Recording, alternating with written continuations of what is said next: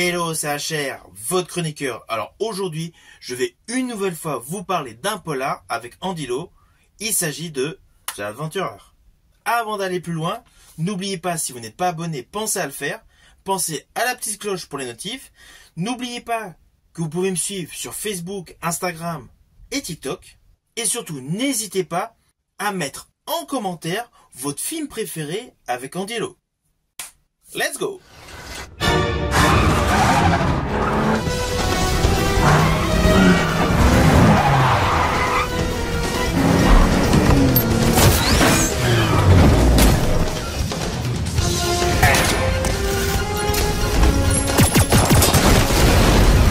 Donne-moi le bijou. Tu fais comment? Saute!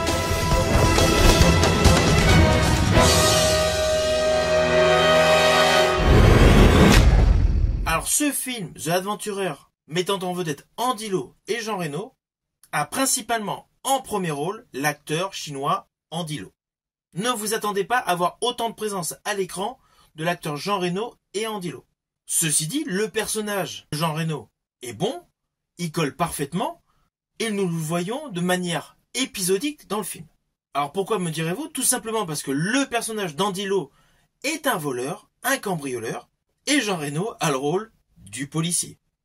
Mais ce n'est pas un film de cambrioleur, de voleur habituel, c'est plus un film qui pourrait s'inscrire dans la lignée des Missions Impossibles ou des James Bond. Pourquoi? Parce que le film est blindé de gadgets. Et cela dès le début du film. D'ailleurs, voici l'histoire. Alors naturellement, je vais vous raconter l'histoire de manière très succincte.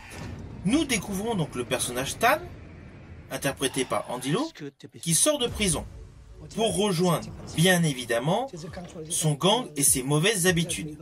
Avec ses complices, justement, il planifie le braquage parfait et dérobe 2 joyaux d'une valeur inestimable durant le festival de Cannes. Naturellement, le policier Pierre, interprété par Jean Reno, celui qui avait justement arrêté le personnage Tan, décide de mener l'enquête afin de pouvoir le coincer.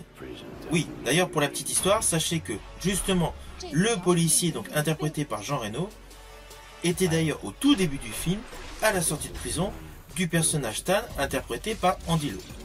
Alors sur le fond, cela peut paraître assez simple comme histoire, mais la mise en scène est captivante et en plus dans ce film on voyage. Les différents larcins qui vont être commis sont commis à travers l'Europe. Pourquoi? Car il y a un bijou à reconstituer afin d'avoir une plus-value importante en termes financiers. Et comme le gang de criminels est high-tech, ils ont de nombreux gadgets hyper sophistiqués pour commettre leur larcin. Alors d'ailleurs, dans les petits gadgets, j'ai particulièrement aimé la petite araignée avec une mitraillette. Oui, c'est une petite araignée mécanique. J'ai bien aimé l'effet avec la petite mitraillette connectée, guidée à distance, tel des drones. Ainsi, dans ce film, du début jusqu'à la fin, donc, nous allons avoir une poursuite, un peu à la Tom et Jerry, donc Jean Reno derrière Andy Lau. Mais à cela s'ajoute, en fait, une histoire un peu plus complexe. Connaissant l'acteur Andy Lau, c'était obligé. C'est un acteur de talent, et la quasi-totalité de ses films ont une histoire extrêmement bien construite. Alors justement, dans ce film, il a décidé d'arrêter de faire des vols. Il veut vraiment changer de vie. Mais en fait, il veut comprendre qui était derrière son inculpation. Car justement, par le biais d'un flashback, nous avons une explication de comment s'est produit son arrestation. D'ailleurs, à l'époque, il y avait le policier Jean Reno à ses côtés. Alors, ne vous inquiétez pas, vous me connaissez, je ne spoil pas. Mais voilà, sachez qu'en fait, il y a une deuxième histoire qui se greffe sur l'organisation des vols, c'est-à-dire une enquête sur le qui a voulu piéger tout simplement le personnage interprété par Andy Lau. Et vous allez le découvrir vraiment vers le final du film. Le suspense est bon, on ne voit pas du tout le coup venir. Alors l'autre particularité de ce film, c'est que outre le fait de bonnes scènes d'action, de bonnes courses-poursuites, et surtout de gadgets high-tech, il y a un côté humoristique, essentiellement porté par le personnage Chucky, qui interprète le personnage Raid. Dès son arrivée dans le film, on comprend qu'il va y avoir beaucoup de moments humoristiques. Que ce soit son bras de fer dans le café au début du film, ou toutes les différentes actions qu'elle va pouvoir effectuer au fil du déroulé de l'histoire. Alors le côté qui est amusant, c'est que le casting est majoritairement donc un casting chinois. Cela n'empêche pas qu'il y a des acteurs de tout horizon, de toute origine dans ce film. D'ailleurs, le film nous présente des paysages de différents pays européens. Implicitement, il y a des acteurs de tous les pays qui interviennent. Mais le casting de base, c'est-à-dire les principaux interprètes, sont essentiellement chinois, en dehors de Jean Reno.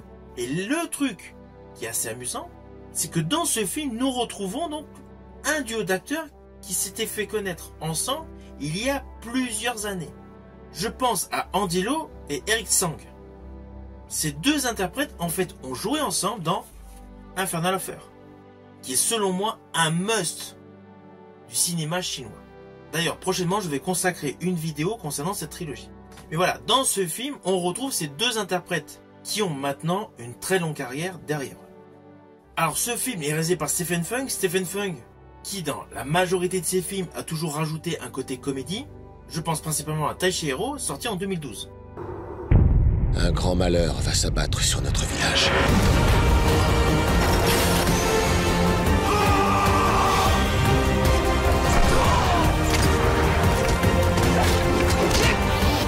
Il a toujours mélangé dans ses films un côté action et un côté humoristique. Et dans ce film J'Adventureur, c'est exactement le cas. Sauf que le budget de ce film était beaucoup plus conséquent, car n'oublions pas, il est produit par les producteurs de Mission Impossible 2 et de Volte-Face. De ce fait, on retrouve des scènes d'action extrêmement spectaculaires, associées à tout ce que vous pouvez voir dans les films chinois, toutes les productions HK. On n'est pas du tout dans un polar classique à la française.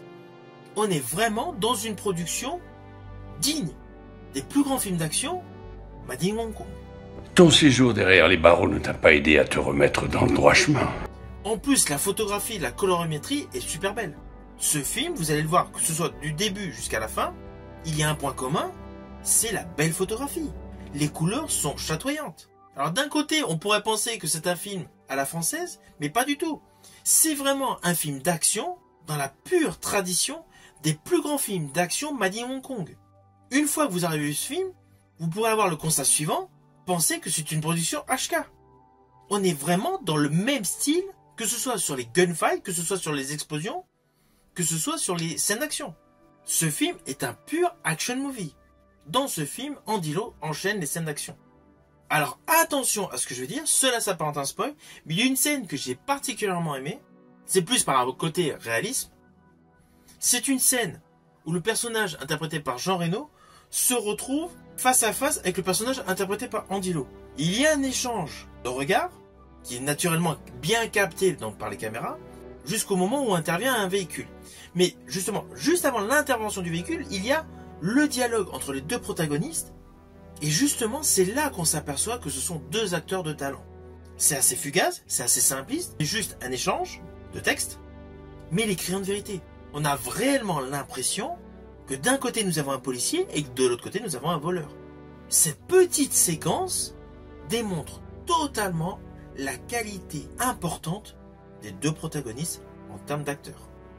Vous voyez, ce n'était pas un spoil de folie, mais sincèrement, cette séquence nous présente réellement la qualité de jeu de ces deux acteurs.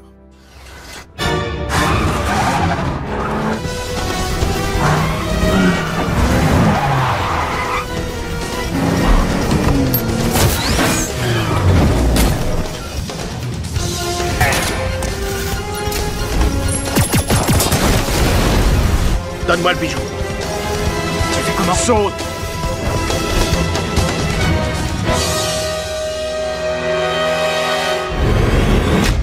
Alors au final, naturellement, c'est un film que je vous invite à découvrir.